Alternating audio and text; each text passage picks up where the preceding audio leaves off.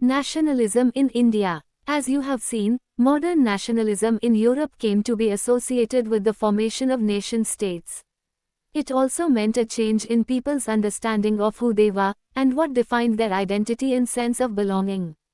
New symbols and icons, new songs and ideas forged new links and redefined the boundaries of communities.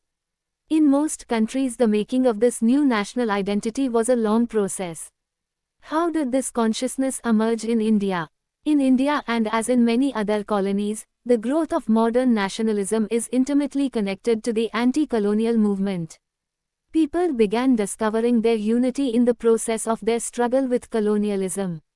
The sense of being oppressed under colonialism provided a shared bond that tied many different groups together.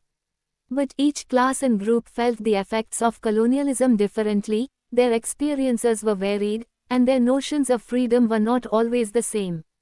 The Congress under Mahatma Gandhi tried to forge these groups together within one movement.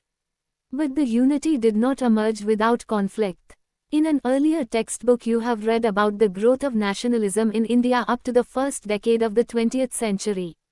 In this chapter we will pick up the story from the 1920s and study the non-cooperation and civil disobedience movements.